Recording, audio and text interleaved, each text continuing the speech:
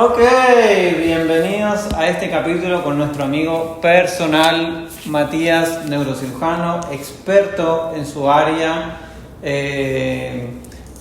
amigo personal. Principalmente amigo.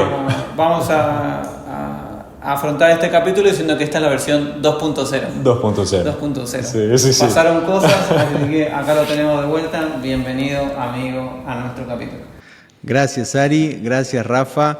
Es un placer estar acá de invitado en Boca en Boca 2.0. Si es una versión 2.0, es una versión mejor todavía. Así que acá estamos para disfrutarlo. Les agradezco. Para mí es un placer estar entre amigos charlando y aportar valor a la comunidad. Muchas gracias, Machi. Muchísimas gracias. Nosotros, como ya sabés, la idea acá es desarrollar una charla entre amigos, descontracturada, pero obviamente trasladar un poquito la parte profesional, la parte emprendedora. Si podés contarnos un poquito, contar a la audiencia cómo empezaste, cómo empieza la vida de un neurocirujano. Bueno, en mi caso particular, de chico me empezó a gustar la medicina, de adolescente me empezó a gustar la medicina y ahí dije, mamá, papá, creo que quiero hacer medicina. Y ahí empecé un test de orientación vocacional, no sé si se acuerdan, no sé realmente si siguen existiendo los test de orientación vocacional, pero yo en su momento hice un test y me dio que estaba orientado al área biológica y que medicina estaba dentro del radar, por lo menos. Entonces ahí fue cuando decidí empezar a estudiar la preparatoria para acceder a la carrera de medicina. Y bueno, allí inició este pequeño sueño que bueno, ya hace mucho tiempo es una realidad. En el año 2010 me recibí de médico. Han pasado muchos años desde que me recibí de médico. Sí, son 15 años ya de médico, mucho tiempo. ¿En qué momento, Mati, te planteaste, dijiste, fuera de la medicina, bueno, voy a empezar a esto de analizar el cerebro, el ser humano? ¿Hubo algo místico, algo filosófico o te llamaba más la atención simplemente y dijiste, voy por este camino? Creo que la tercera opción, Ari. La tercera opción. Fue un poco un amor a primera vista. Cuando estuve en la cátedra de anatomía, yo entré a estudiar medicina y al poco tiempo me empecé a vincular con la cátedra de anatomía. Empecé a dar clases en la cátedra de anatomía. Y fue amor a primera vista, lo digo realmente porque la primera vez que tuve la posibilidad de disecar un cerebro, quedé realmente maravillado. Y por otro lado, me apasionaba el hecho de que todavía había mucho por investigar, mucho por avanzar. Y de hecho, actualmente hoy día hay muchas funciones cerebrales que no se saben exactamente dónde se encuentran localizadas en nuestro cerebro, ¿no? Así que creo que ese fue el inicio que despertó mi amor por la parte del estudio del cerebro que terminó decantando en mi especialidad, ¿no? Pero este inicio, hablando académicamente, no fue acá en Capital Federal, ¿no? No fue acá en Capital Federal. Yo nací en una ciudad pequeña en la provincia de Córdoba que se llama Belleville, que para este podcast se llama De Boca en Boca, así que probablemente algunos hinchas del club conozcan de que la pelota de fútbol se inventó por primera vez en Belleville, la pelota de fútbol con datos curiosos del podcast, muy bien. Dato curioso, ya que vamos a hablar en general, sí. La pelota de fútbol por primera vez con la costura interna se inventa en mi ciudad, en Belleville. Hago medicina en Rosario y después allí, cuando estaba culminando el último año, ya en el 2009, 2010, que ya quería hacer neurocirugía, me resultó muy tentador venir acá, a la ciudad de la Furia. ¿Por qué? Porque había muchas más opciones de hospitales y la oferta académica que ofrecían las residencias médicas acá en Buenos Aires era mucho mayor, más tentadora que en Rosario. Por eso decido en el año 2010 tomar mi bolso y venirme desde Rosario a esta ciudad. Que por más que sea una ciudad grande, Rosario, créanme que el impacto de llegar a esta enorme ciudad fue grande también. Después de vivir... Como salir del campo a la gran urbe, por así decirlo. Así fue, Ari. Así, bueno, vos también, Ari, llegaste a estudiar odontología a una ciudad muy grande y después te viniste también a esta ciudad de la Furia. O sea, hiciste un proceso parecido también. Sí. Nos gustan las grandes urbes, amigo, evidentemente. Claramente. ¿Y qué te llevó al nicho del nicho? Porque ya estudiar el cerebro es un nicho muy específico, pero ya ser cirujano de cerebros ya es el nicho del nicho muy específico. ¿Qué te llevó hacia ese camino o qué fue lo que te fue enrumbando hacia eso? Muy interesante la pregunta, Ari, porque los que estudiamos el cerebro somos un grupo grande de profesionales. Los psicólogos estudian el cerebro, Es verdad. los neurólogos, los especialistas en neuroimágenes, los psiquiatras, todos de una óptica diferente. Yo desde chico, cuando empecé ese test de orientación vocacional, mi abuelo me lleva dentro de un quirófano. Y si bien no estuve presenciando una neurocirugía, vi una cirugía general y dije, wow.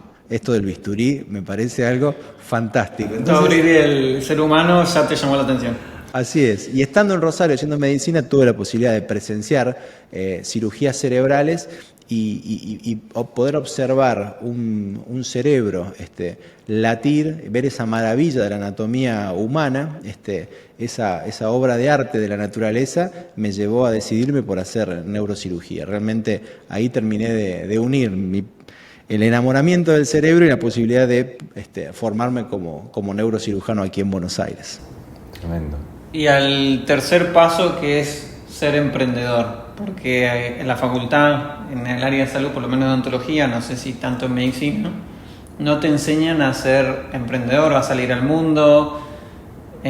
¿Cuándo te chocaste contra la pared y dijiste esto no es lo que yo creía o no es lo que yo preconizaba o no me enseñaron esto en la facultad? Bueno, dentro de la carrera de medicina nos enseñan, afortunadamente, a ayudar a mejorar la calidad de vida de otros seres humanos, pero no nos enseñan a cuidar la vida de los seres que nos rodean, es decir, nuestra familia. Estrictamente está relacionado a cómo uno valora su trabajo frente al mercado realmente. Nosotros, yo al menos, al venir de una educación pública 100%, de alguna manera tenemos el chip de la ayuda al prójimo, una especie de sacerdocio que uno hace a través de la medicina. Y es tanta la pasión que nos empuja en el día a día nosotros como médicos que nos olvidamos justamente de que también tenemos una familia que cuidar. Y ahí viene un poco mi interés por empezar a formarme en aspectos relacionados al emprendedurismo de algún modo. Siempre emprendiendo desde mi rol como neurocirujano, ¿sí?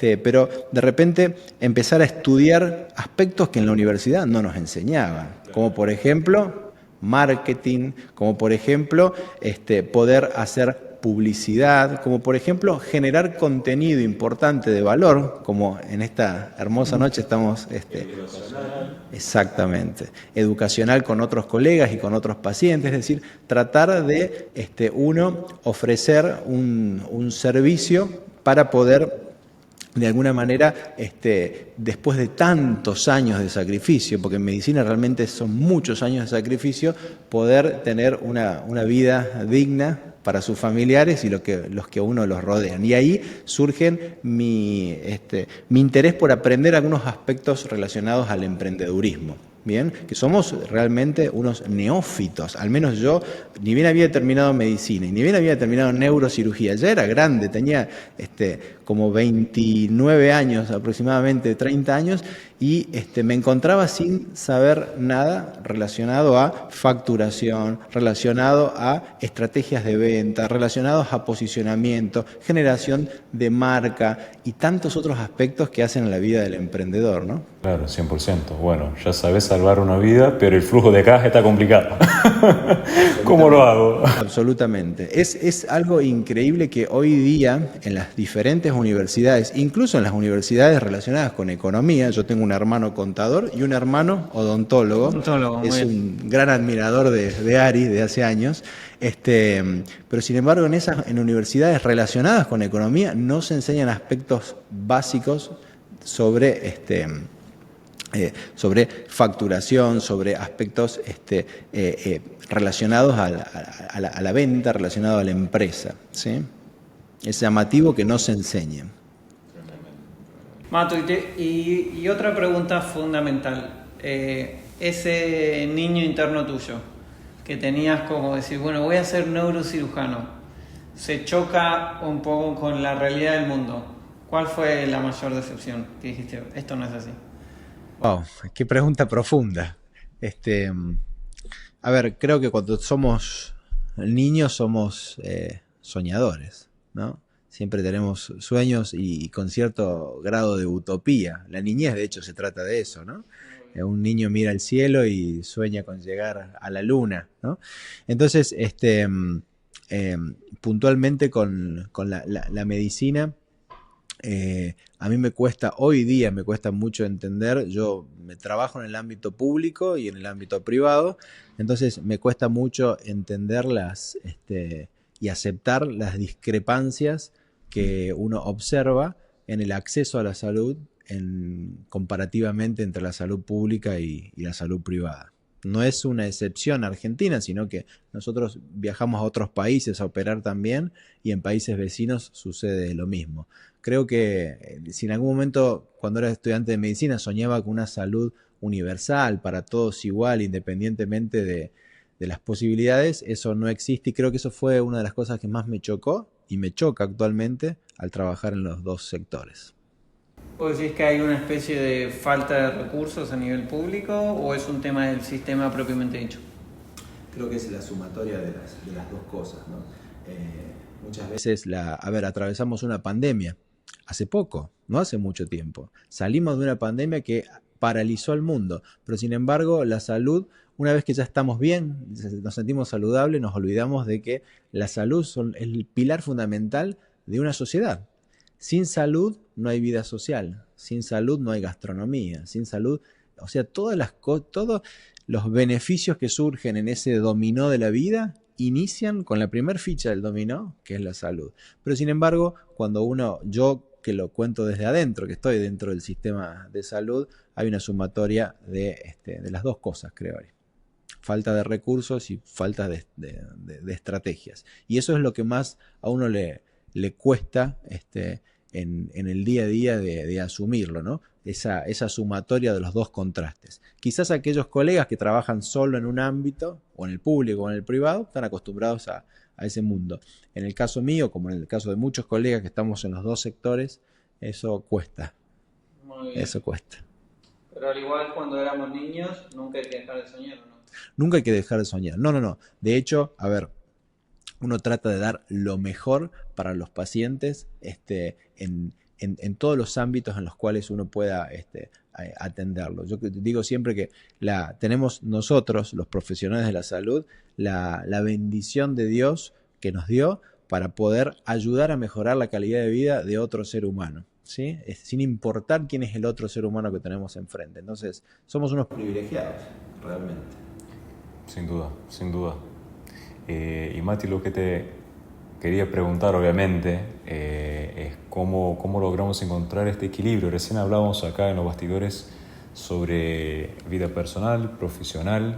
¿Cómo pudiste encontrar vos ahí el equilibrio que está necesario para que uno progrese en la vida, alcance el éxito en sus metas, pero no se vuelva loco, ¿no? Y no pierda la calidad de vida?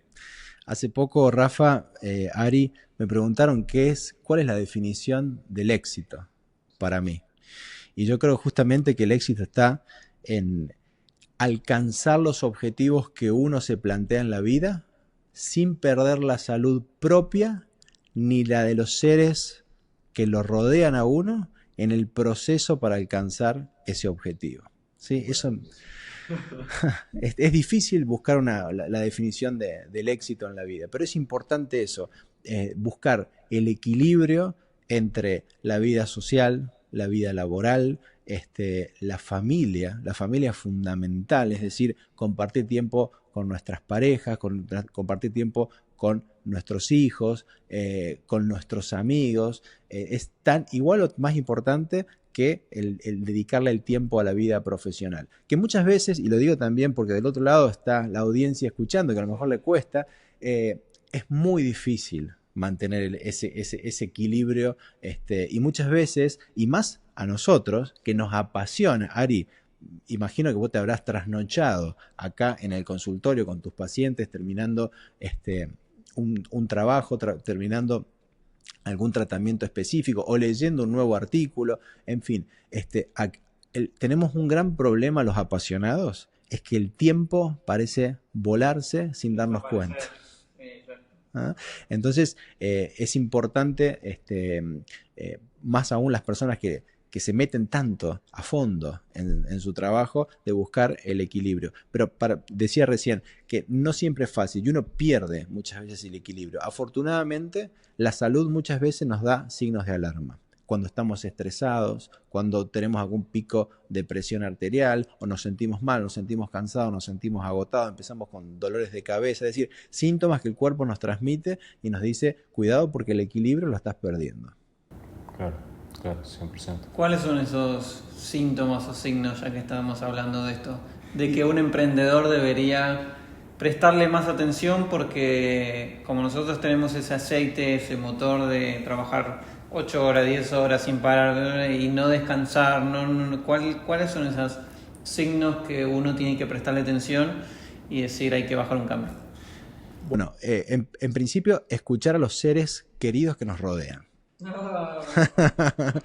Amigos, voy a decir algo médico, pero muy importante escuchar al amigo que te dice, Ari, hace 2 meses que estamos tratando de juntarnos a tomar un café, Rafa, hace mucho tiempo que no nos vemos. Escuchar a la pareja de uno, ¿sí? A los hijos, ¿sí? Es importante a la gente que lo quiere a uno, cuando nos dicen el signo de alerta, no subestimarlo, escucharlo.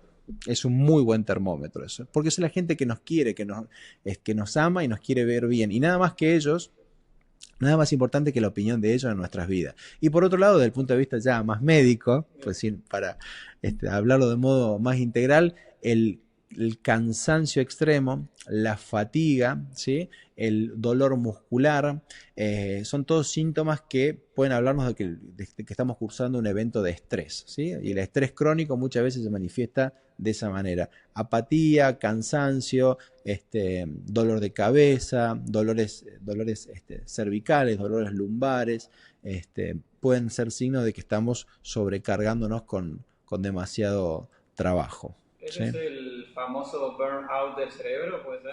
Bueno, el burnout es un concepto que, si bien hace muchos años que se está utilizando, nos habla justamente del del trabajador que está quemado, ¿sí? Literalmente. Claro, exacto. Y nosotros tenemos que tratar de evitar llegar al burnout. Tenemos que detectar los síntomas previos, porque cuando uno ya está quemado, ya es una persona que le da lo mismo que estar en ese trabajo o no estar, que lo despidan. Entonces hay que tratar de detectar esos signos previos que nos llevan a un evento de burnout, ¿sí? Muy, muy importante. Y creo que justamente el equilibrio en eso está relacionado con estar tiempo con amigos, disfrutar en familia, hacer deporte, hacer otras actividades, ¿sí? Claro, claro. Bueno, lo que te quería preguntar es qué tan involucrado está el cortisol en toda esta temática, en un cuadro de burnout, porque es una palabra que escuchamos mucho. La verdad que uno intenta entender más o menos si es visión o no. Por nuestra charla ya entendí que no es bien así, que el cortisol tampoco es un virus, un problema que nosotros tenemos que alejar de nuestras vidas, pero contame un poquito más sobre eso. Sí, claro. El cortisol es una sustancia que secreta una glándula de nuestro cuerpo, que es la glándula suprarrenal, ¿sí? Generalmente el cortisol se secreta ante eventos de estrés, ¿no? Que de hecho nos sirve para nosotros para adaptarnos ante situaciones de estrés. El problema es que generalmente el ser humano reacciona ante eventos agudos, cortos, de corta duración de estrés, ¿sí? Nos servía a nuestros antepasados miles de años atrás para de repente huir de un león, por ejemplo, ¿no? O huir ante el ataque de otros grupos humanos. Pero mientras sea un evento de secreción de cortisol corta en duración en el tiempo y otra vez vuelva a la normalidad, generalmente nuestro cuerpo fisiológicamente lo tolera. El problema es cuando estamos permanentemente en secreción de cortisol, ¿sí? Y eso genera va generando un daño en nuestro cuerpo, porque el cortisol elevado genera otras consecuencias, como por ejemplo, el más importante es elevación de la frecuencia cardíaca y elevación de la presión arterial. ¿sí? Hay muchos pacientes pacientes jóvenes que tienen hipertensión arterial, que justamente es una enfermedad silente, salvo que la presión sea excesivamente elevada, puede generar síntomas, pero el hipertenso puede andar por la vida sin tener mayores síntomas, y eso va generando un daño crónico en todos los órganos irrigados por el corazón, es decir, riñones, cerebro, fundamentalmente. Entonces, es importante para disminuir nuestros niveles de cortisol, la conexión con otros seres humanos vinculados afectivamente. Nuestra pareja, y salir con un animal a la plaza, sentarnos en una plaza a leer un libro, tomar sol y descansar. Contacto con la naturaleza. Importantísimo. Me acabas de hacer acordar que tengo que comprar mi medidor de presión.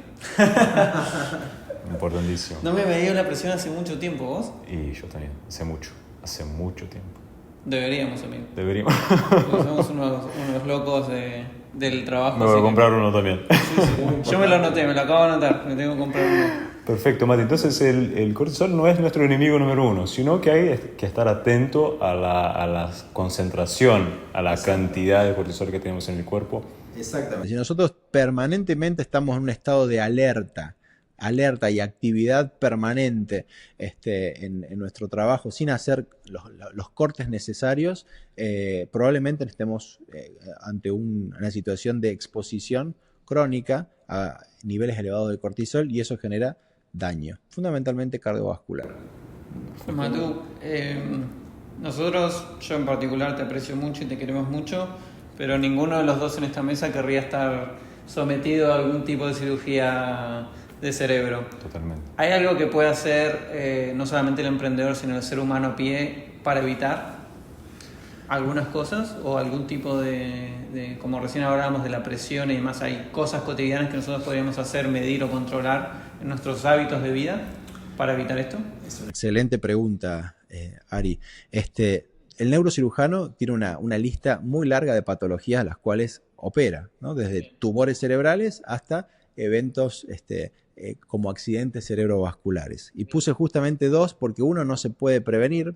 Los tumores cerebrales, generalmente, a diferencia de otro tipo de tumores, no tienen una asociación conductual o medioambiental que uno pueda cambiar y disminuir los riesgos de aparición de meningiomas, schwannomas, ¿sí? O gliomas cerebrales.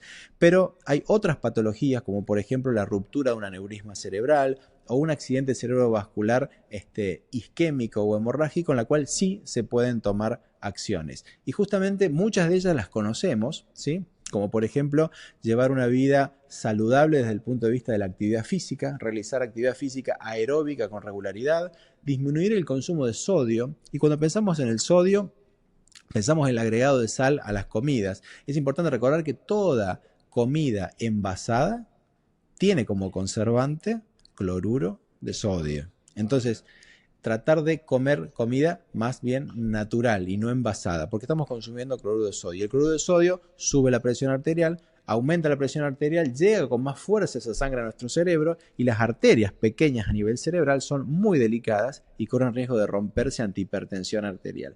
Por otro lado, bajar el consumo de grasas, eso es fundamental. Exactamente, Rafa, porque las grasas de animales o las grasas, el aceite natural que usamos cuando lo usamos para cocinar, esas grasas consumidas de modo crónico van impactándose en las paredes de las arterias y generan algo como si fuera el sarro de una cañería que lo va generando un depósito, exactamente lo mismo. Es una placa de colesterol que va ocluyendo la luz de las arterias, fundamentalmente las arterias carótidas o vertebrales, que son las que llevan sangre a nuestro cerebro. Y ahí tenemos dos riesgos: que esa plaquita de colesterol se rompa y que viaje e impacte y genere un ACV isquémico, por ejemplo, ¿sí? O que en algún momento, al disminuir la luz, favorezca el aumento de presión de las arterias intracerebrales y genere un ACV hemorrágico. Entonces, esas son las pautas generales de cuidado: actividad física y una dieta saludable. Y por supuesto, tratar de evitar los elementos estresores de la vida diaria en la mayor medida de lo posible. Claro, claro. Ahí tenemos entonces sal como el número uno, el punto uno de atención, y grasas, las grasas. Exacto. De hecho, salió hace unos 10, 15 días un artículo muy interesante en Lancet publicado que habla de que ha aumentado los accidentes cerebrovasculares isquémicos, pero fundamentalmente hemorrágicos en pacientes jóvenes, entre 30 y 40 años. Bueno, ahí hay una asociación con el tabaquismo, ¿sí? El tabaquismo es un factor de riesgo aislado para accidente cerebrovascular y, por supuesto, el consumo de sustancias ilícitas, ¿sí? Ciertas sustancias ilícitas pueden generar aumentos de presión arterial también. Ah, mirá. Sí. Bueno, vamos a ingresar en un tema polémico acá dentro de una clínica odontológica, es el azúcar. Contame. Bueno. ¿Es un problema, no es? Porque ahí mencionaste la sal, mencionaste las grasas, pero azúcar todavía no fue mencionado. Contame cuáles son los efectos acá adentro de nuestro cerebro.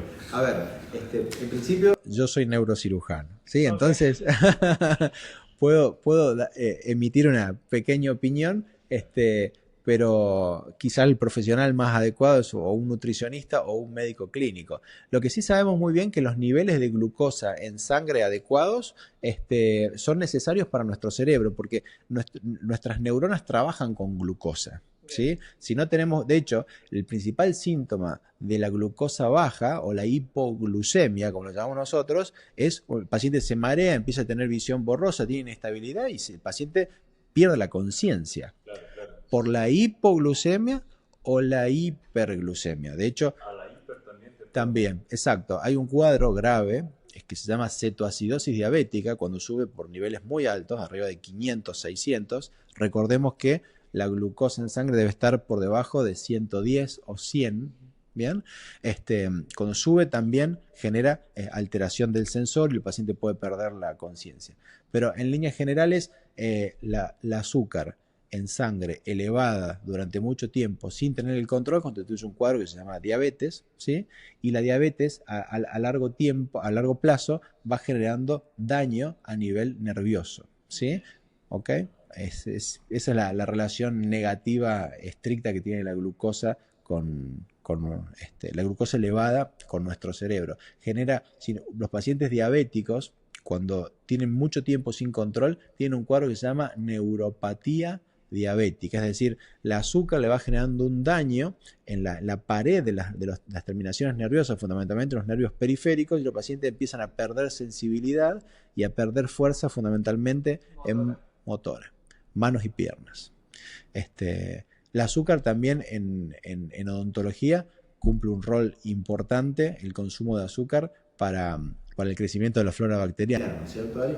Exactamente. Se tiene que mantener todo en el máximo equilibrio posible, pero en términos generales, cuando hablamos de lo mismo que vos decías, alimentos procesados, empiezan a florecer bacterias negativas para nuestro ecosistema. De hecho, hablamos hace muy poco off the record del artículo que asociaba mucho ¿cómo se llamaba?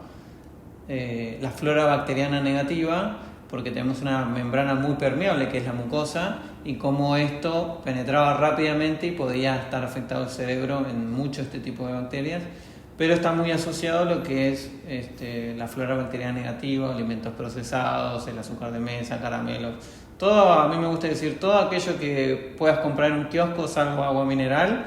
Nada de eso te va a ser beneficioso ni para tu flora bacteriana de la boca, ni para el proceso de caries que se forma muy rápido. Y me imagino que esto en el cerebro tampoco debe ser muy bueno. Bueno, hace poco tiempo, si bien no es terreno mío, porque yo insisto y lo aclaro otra vez, yo soy neurocirujano, yo me dedico a hacer cirugías cerebrales, ¿sí? Pero todo lo que tiene relación con el sistema nervioso uno lee, uno escucha mucho. Hace poco se mencionó en un artículo de que se encontró una mayor incidencia de Alzheimer en pacientes que tenían una mala higiene bucodental. Muy interesante, un artículo muy interesante. Y aparentemente el sobrecrecimiento de la flora bacteriana, de modo directo o indirecto, genera mayor depósito de los cuerpos amiloideos, que es como si fuera una proteína mal formada en las neuronas, que va generando el cuadro de Alzheimer. Claramente hay una asociación. ¡Qué locura! Está todo conectado. Por eso hace poquito también escribimos un artículo que vamos a enviar, ¿te acordás? Sí, claro. De la relación de bruxismo, la mala calidad de sueño y cómo todo esto incide en la longevidad de las personas. Totalmente, Ari. Y Rafa recién dijo algo muy interesante. Está todo conectado. A veces los especialistas, porque hoy en día la medicina se ha súper especializado, ¿sí? Los especialistas nos olvidamos que somos un todo. Es decir, que nuestro cerebro le lleva sangre en las arterias, que esa sangre viene del corazón, que ese corazón oxigena la sangre en los pulmones, ¿sí? Y a su vez nosotros eliminamos nuestros desechos a través de la vía urinaria. O sea, somos un conjunto de numerosos sistemas y no tenemos que olvidarnos del todo. Ahora, Y que cuando algo falla, tiene que ver con un sistema que está involucrado ahí mismo. Es correcto. Por eso mismo estuvimos hablando y contarnos de tu proyecto de unificar todo esto en historias clínicas. Ya lo traigo a colación, ya que estamos hablando de un todo. ¿Por qué es tan importante? ¿Por qué sería tan importante dejar de soñar, ser utópicos y tener todo en un solo conglomerado? Bueno, qué interesante que hayas puesto esto en la charla, Ari. Desde que empezamos la carrera de medicina, primeros tiempos de la carrera de medicina, la frase que nos decían nuestros profesores y que la seguimos transmitiendo es la siguiente: la historia clínica es del paciente. Eso sucede casi nunca, no sucede nunca. La historia clínica no es del paciente hoy en día. No, o sea, no estamos cumpliendo con eso. Bien, y justamente creo que un poco tenemos la culpa nosotros como pacientes de no apropiarnos de nuestra propia salud, de los datos de nuestros pacientes. Entonces, a partir de eso, Ari, hemos empezado a armar una herramienta que es una aplicación destinada al usuario final, a cualquier ser humano que pueda descargarse una aplicación en su celular y en esa aplicación es una aplicación que tiene máxima seguridad, ¿sí? Muy importante. Allí va a poder cargar todos sus laboratorios, todos sus, por ejemplo, viene a hacerse una atención contigo, le haces un arreglo puntual, vos vas a poder digitalizar ahí el arreglo y le queda registrado en especialidad de odontología. Cargar las panorámicas que le haces, escanear QRs de radiografía, resonancia, ecografía, cargar protocolos quirúrgicos, todo, y no solo del paciente, en mi caso, soy padre de 2 niños, a mí me interesaría tener todos los estudios de mis 2 hijos. Entonces, uno puede cargar también la historia clínica completa de sus hijos. Es un intento primero de que los pacientes se apropien de su salud, llevando un control completo de sus antecedentes de vacunación, visitas a los especialistas, registro de laboratorio, ¿sí? Los pacientes diabéticos necesitan controlar por laboratorio su glucemia, y tener todos nuestros laboratorios allí. Hoy en día no es infrecuente ver a madres que andan visitando a los médicos con carpetas enormes con todos los estudios impresos ahí, ¿sí? En plena era de la digitalización, que se está eliminando el papel. Entonces estamos terminando de desarrollar y ya muy pronto va a estar al mercado, ya lo van a... exacto.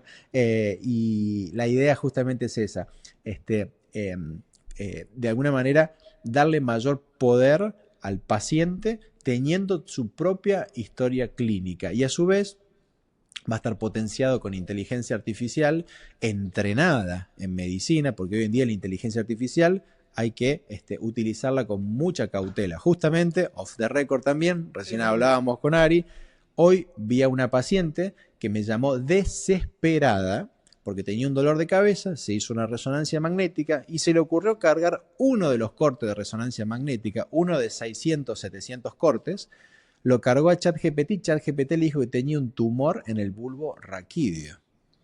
Entonces, desesperada llamó y le dimos la consulta en el día y vino a vernos. Entonces, digo, la inteligencia artificial hoy en día hay que usarla como nos pasaba hace un tiempo. ¿Se acuerdan de Google hace una época? Que le poníamos, me duele la cabeza, y nos tiraba una lista que uno entraba en pánico. De cáncer para abajo era el doctor Google. Por eso la IA es importante usar IAs entrenadas en determinada función. Y esta app va a tener una inteligencia artificial para leer valores de laboratorio y otros estudios más específicos. Y obviamente, por favor, a todo el público, la última palabra siempre va a ser el especialista, chicos. Por favor. Siempre, siempre. Sí. En plena era de la inteligencia artificial hay que buscar la opinión del especialista. Exactamente. Sí, eso es muy importante. Lo bien que hizo tu paciente entonces al consultarte. Sí, claro. A ver, Hay una frase muy interesante que se dijo hace poco tiempo en Harvard. La inteligencia artificial no va a reemplazar al profesional, en este caso al médico, al odontólogo, pero aquellos profesionales que usen la inteligencia artificial probablemente terminen reemplazando a los profesionales que no lo usen. Exactamente, muy buena frase. Es una herramienta. Es una herramienta más que nos viene a ayudar y a facilitar un montón de cosas y de procesos. Absolutamente. Pero como vos recién decías, me gustó mucho el concepto de unificar y que el paciente tenga el control, y es una muy linda idea. Así que vamos a estar ahí siempre para apoyar todos los proyectos acá, nuestro amigo Mati. Exactamente. Rafa Te seguramente felicito. lo va a ayudar con el marketing. Te felicito, amigo. La verdad, muy buena idea. Solucionar un dolor ahí presente, principalmente de lo que decías, de los usuarios que son los padres, las madres, que tienen que ahí estar actualizados de todo. Y muchas veces es su primer viaje en este mundo, así que te felicito por la idea de solucionar un dolor que hoy es presente. Muchas gracias. Bueno, Mati, te quería preguntar una cosa. Por mí, Rafael, y por los que están escuchando, ¿cuándo tengo que ir a visitar, a presentarme o a charlar con un neurocirujano, un médico que se dedica a estudiar nuestro cerebro? Bueno, muy buena la pregunta. Los pacientes llegan a nosotros muchas veces derivados de otro colega, porque tenían dolor de cabeza, mareo, náuseas, visión borrosa, dificultad para hablar, pérdida de sensibilidad en una parte del cuerpo, síntomas que el paciente de inicio no va a buscar al neurocirujano, consulta con su médico clínico, con un neurólogo, y le realizan un estudio y le detectan determinada patología neuroquirúrgica. Generalmente los pacientes vienen ya con un diagnóstico previo, ¿sí?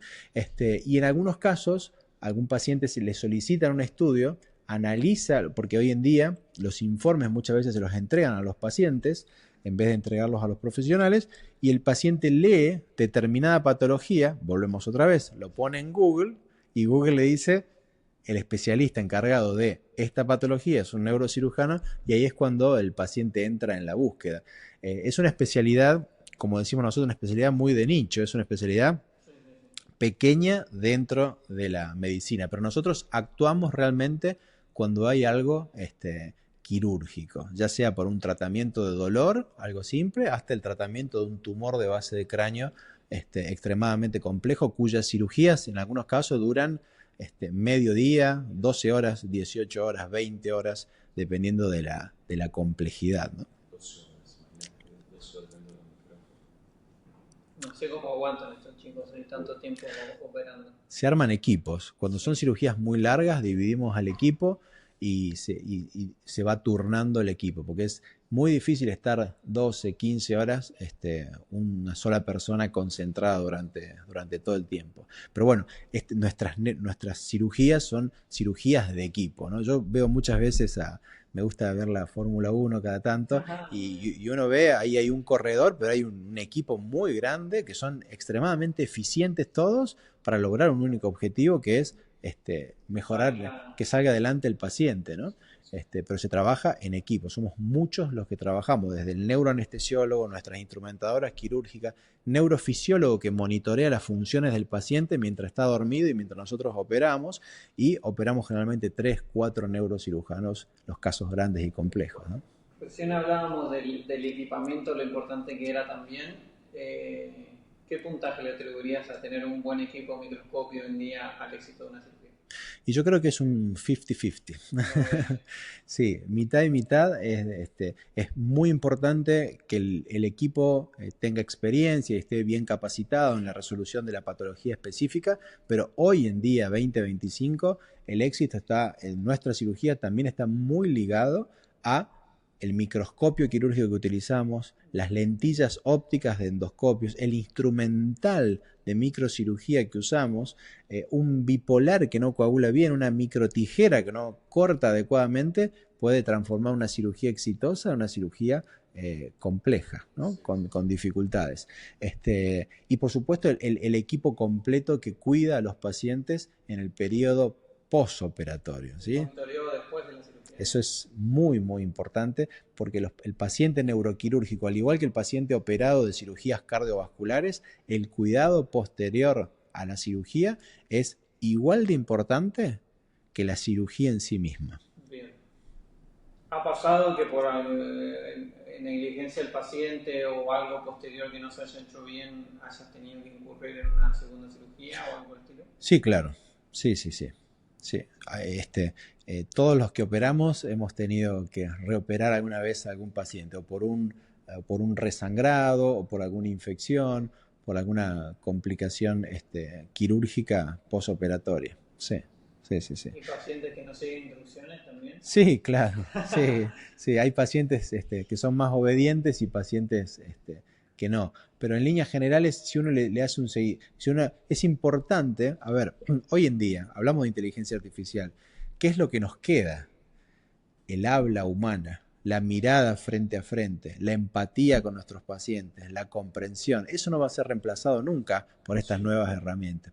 Creo que nunca va a ser reemplazado. Entonces, escuchar a un paciente, preguntar al paciente, ¿entendiste las indicaciones? A ver, contámelas vos ahora. Y escuchar la devolución que él nos da. A lo mejor no la entendió y le tengo que volver a explicar otra vez. A ver, ¿cómo interpretaste esto, Antonio? Es importante preguntarle al paciente que entiende. Más en los casos nuestros, que el cuidado posterior es tan importante, ¿no? Entonces, por eso seguimos muy de cerca a los pacientes, probablemente con controles diarios, incluso una vez que salen de alta de la clínica, para tener un buen resultado a largo plazo. Y Mati, ya vamos a cuántas cirugías, cuántas operaciones. Wow. Cuando era residente, porque desde el Ministerio de Salud de la provincia de Buenos Aires nos pedían la lista, la fui anotando. Pero ahora la verdad es que ya no llevo el registro, pero eran muchas ya cuando había terminado la residencia. Y muchas probablemente sean hoy día cerca de 2.000 cirugías. 2.000. Sí. Pasa que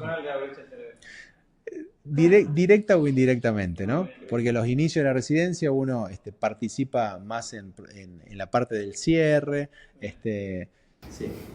Y te puedo preguntar emocionalmente, ¿cuál fue el paciente o la paciente que más te impactó, el case que más te impactó positivamente? Bueno, hay tantos casos que impactan positiva y negativamente, ¿no? Por supuesto.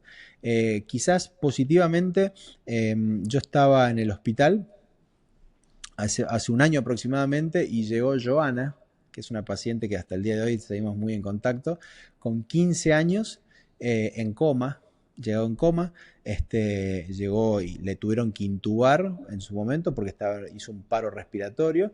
Cuando le hicimos la tomografía vimos que había tenido un sangrado, un tipo de ACV que se llama hemorragia subaracnoidea. Lo había causado la ruptura de un aneurisma cerebral, ¿sí?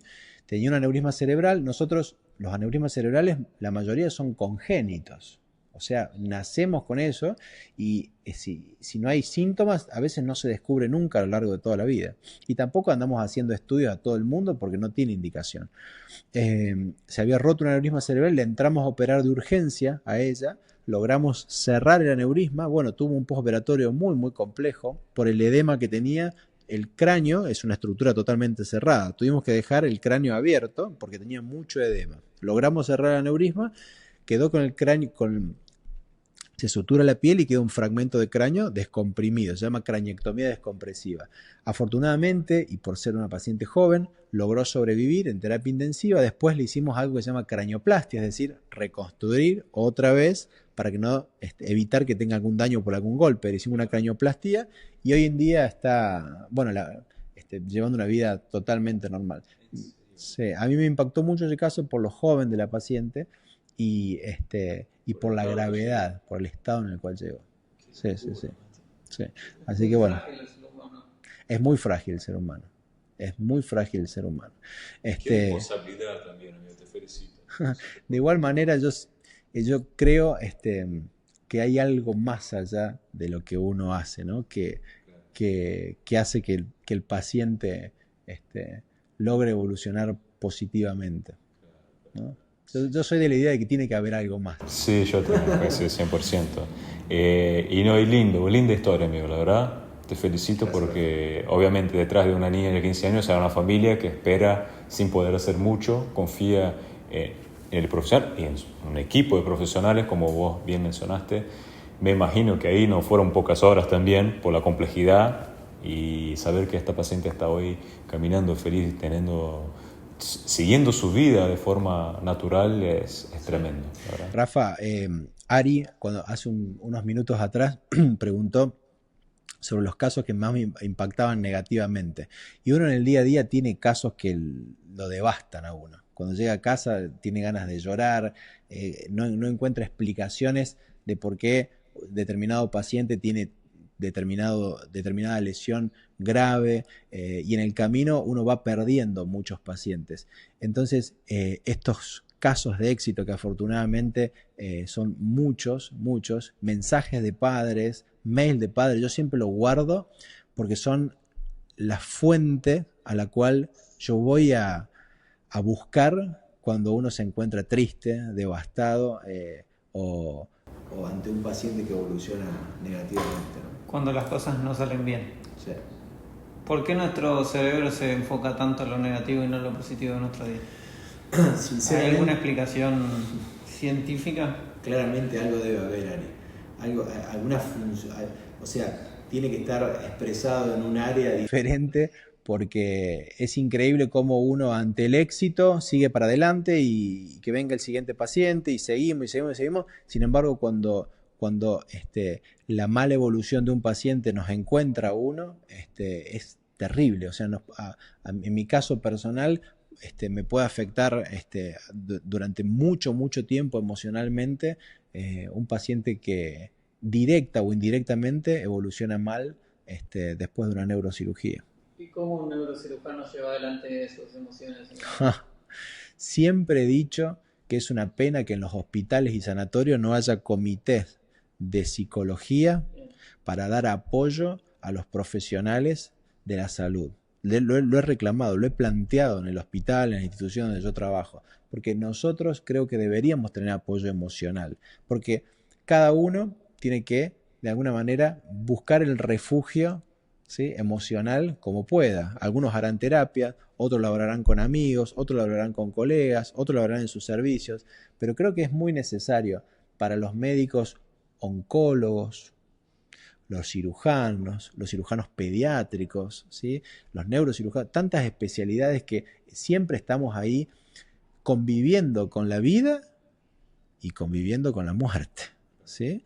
Y la muerte muchas veces a destiempo, más difícil todavía, la muerte de un paciente joven. Entonces, yo creo que sería importante de alguna manera concientizar esto para las instituciones, de dar apoyo psicológico a aquellos profesionales que en la diaria tienen que lidiar con esto. Claro. Ahí tenemos otro emprendimiento, amigo, ¿no? Ahí hay otro. 100%. Ahí hay otro. En tu caso significará vida y muerte, y quizás en el emprendedor será éxito y fracaso. Absolutamente. ¿Cuál ha sido tu gran fracaso en el emprendimiento? Mi gran fracaso en el emprendimiento. Qué buena pregunta, Ari. No sé si constituye un fracaso realmente, pero yo empecé a emprender como tal hace 2 años y medio. Y siempre me cuestiono a mí mismo no haber empezado antes. Sí, el timing. No sé si tomarlo como un fracaso, pero yo siento que empecé a destiempo. Bien. Sí. Pero bueno, ahí yo te consuelo con la frase que no es tan importante cuándo empieces, sino cómo empieces. Así que creo que has estado muy bien en ese momento, en el momento de cada uno, es la gloria de cada uno, y lo bueno es que te diste cuenta y dijiste, bueno, de aquí en más voy a ser emprendedor. ¿Para qué? Para lo que hablamos hace un rato, el disfrute de nuestra familia, la conexión con amigos, eso, porque ser del área de la salud, éxito, y qué es lo que significa éxito para cada uno. Y el emprendedor, ser emprendedor también significa ser libre con tu tiempo. Entonces, ¿a quién destinas ese tiempo, ese foco? Y la felicidad también pasa un poco por eso, por destinar mucho más tiempo. Entonces, por eso uno necesita ser emprendedor y necesita esta herramienta y necesita fracasar constantemente para tener esa frustración y ser emprendedor. 100%. Muy buena frase. Sí. Coincido absolutamente. Porque lo que te habrá llevado a ser emprendedor es fracasar y cuestionarse, y que dijiste, bueno, ¿qué hago para tener más tiempo con mi familia, con mis hijos y esto? No puedo seguir así. Algo tiene que cambiar. Y ahí cambiaste. Así es. Un emprendedor exitoso es un emprendedor que fracasó 100 veces y se levantó 101. Yo diría que no un emprendedor, una persona exitosa en cualquier rubro, en cualquier sector, es así. Churchill decía, ¿no?, que el éxito es justamente seguir de fracaso en fracaso sin perder el ánimo, y tiene razón, mira lo que hizo, ¿no? Es una de las mayores personalidades de todos los tiempos. Ok, amigo, ¿cómo lo pasaste? Me pasé bárbaro, me divertí muchísimo, me pareció excelente. Yo me quedaría hablando con este genio horas y horas y horas. Ya lo vamos a hacer, amigo. Sí, seguimos siempre con él, nos tomamos café, cenas, almuerzos. Así que Totalmente. por eso te quisimos invitar. Sos una personalidad en vida. Sabes comunicar muy bien, expresar los conceptos muy bien. Así que gracias por venir a esta edición 2.0. Muchísimo. Todo el mundo puede venir una vez, pero nadie dos veces. Así que lo tenemos un invitado especial acá enfrente nuestro. Es verdad, Mati. Para aprovechar el canal, te quiero pedir acá que dejes, por favor, tus redes sociales. ¿Cómo te encontramos en Instagram? Sí, claro. En mis redes sociales, @Dr. Matías Baldoncini. Ahí me pueden encontrar en Instagram o en LinkedIn, con mi nombre y mi apellido. Yo nuevamente, en esta versión 2.0, quiero agradecerles a los dos. Los admiro, los aprecio mucho y soy un afortunado de poder estar en este podcast. Y de ahora en adelante queda en la lista de boca en boca de mis podcasts favoritos para escuchar cada mañana mientras navego en las calles de cemento de esta ciudad de la furia. Muchas gracias por la invitación. Gracias a vos, genio. Así que nos quedamos por acá. Saludos.